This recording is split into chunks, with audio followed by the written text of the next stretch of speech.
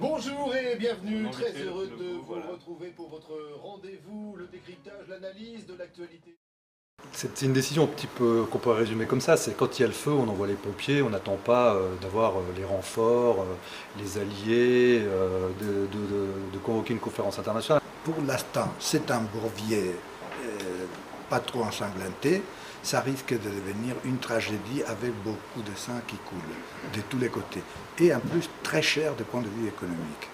On voit bien que la France est là pour quelques mois, que de toute manière, même si c'est les forces africaines qui sont ensuite chargées de reprendre le terrain, il faudra un appui aérien, un appui logistique. Donc la France va forcément s'impliquer là-dedans. Alors maintenant, reste à savoir s'il sera toute seule ou si les pays européens vont finalement décider quand même aussi de s'impliquer plus fortement.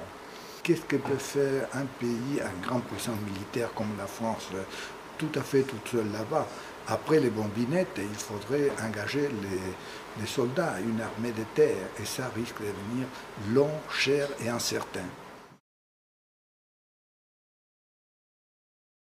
La guerre, comme la vie politique, c'est l'égoïsme brutal et absolu. Bon, c'est vrai que l'Allemagne a une constitution qui oblige le Bundestag à décider de l'envoi de troupes à partir d'un certain niveau d'engagement.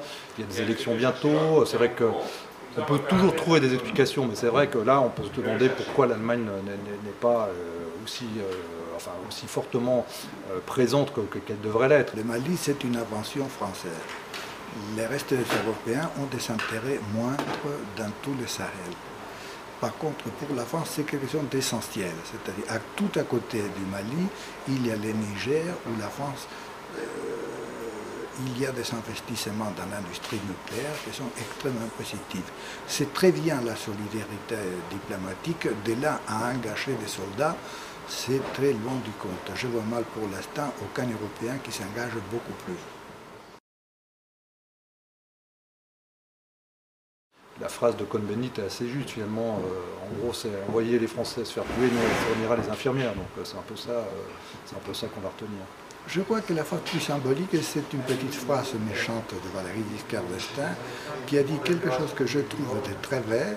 C'est un grand connaisseur. Giscard a dit la France risque de s'entraîner dans une aventure néocoloniale.